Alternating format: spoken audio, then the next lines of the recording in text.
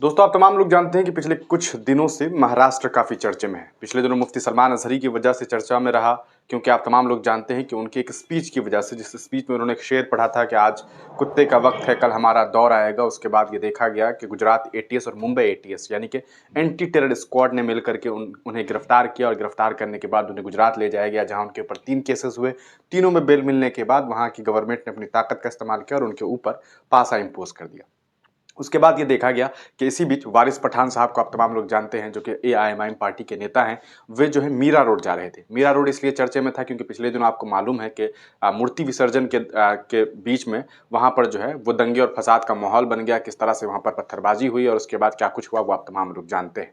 उसके बाद जब वारिस पठान इस पूरे मामले को लेकर के वहाँ के कमिश्नर से मिलने के लिए गए, पुलिस कमिश्नर से मिलने के लिए जब वहाँ जाना चाह रहे थे, ताकि वहाँ जा करके ये एक ज्ञापन दिया जा सके पुलिस कमिश्नर को कि जो लोग भी दंगाई हैं उनके ऊपर कार्रवाई की जाए, जिनकी वजह से दंगे और फसाद हो रहे हैं। और साथ ही साथ उन्होंने वहाँ के एक विधायक के बारे में भी कंप्लेन करना चाहा, जिस विधायक ने यह बयान दिया था कि 5 मिनट में हम इन लोगों को साफ कर सकते हैं।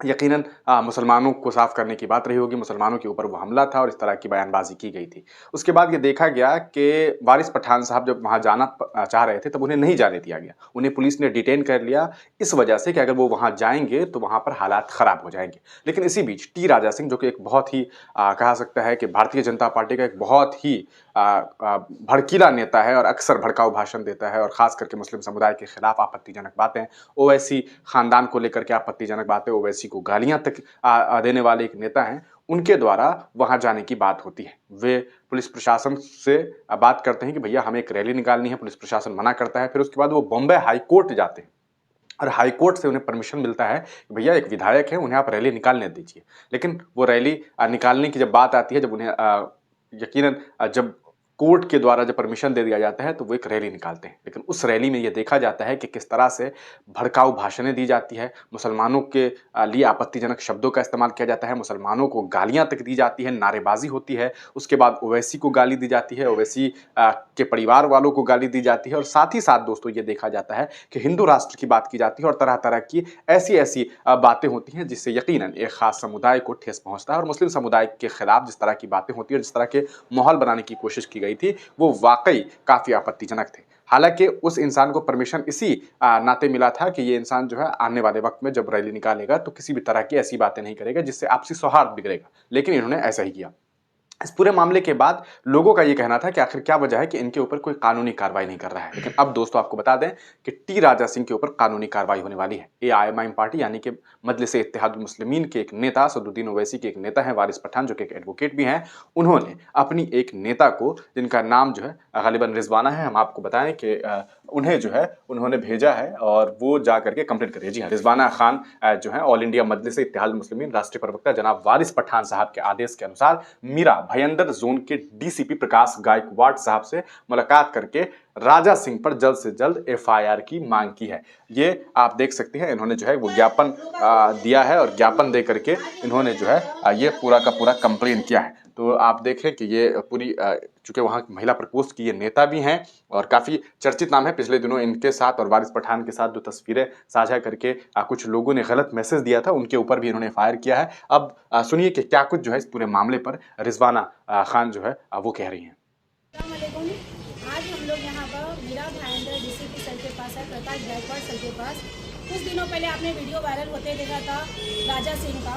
राजा सिंह ने कहा था कि 19 तारीख के दिन मीरा रोड में आएगा और यहाँ पर सभा लेगा और रैली निकालेगा। तो आपने देखा 19 तारीख के दिन वारिस पठान साहब और हम सब आए तो हमें यहाँ के ये कमिश्नर से मिलने नहीं दिया गया, वहीं पर रोका गया। उसके बाद 25 तारीख को हाईकोर्ट का उच्च न्यायालय का ऑर्डर लेकर, गलत स्पीच ना देने का ऑर्डर था, आदेश में था कि हेड स्पीच ना दिया जाए, तो भी उन्होंने हाईकोर्ट का उल्लंघन किया।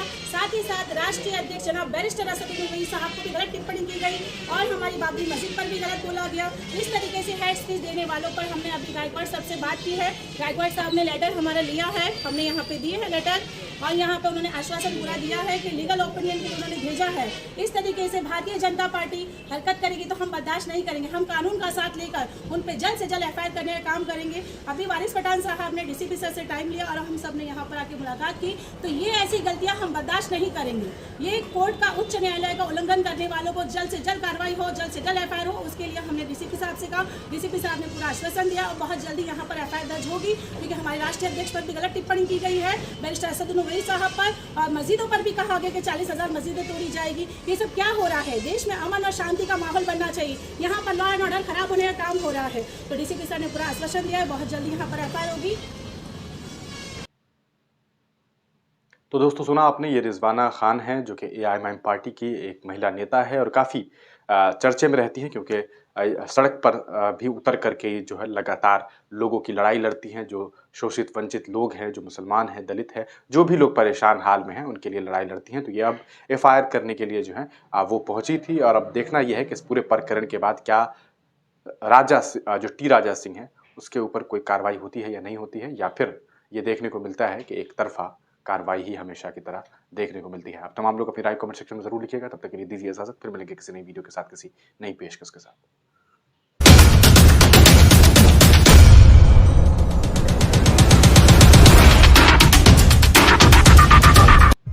तो दोस्तों, आज की थी वीडियो में उम्मीद करता हूँ आज की वीडियो आप लोगों को पसंद आया होगा, और आप लोग क्या राय है कमेंट सेक्शन में ज़रूर बताएं।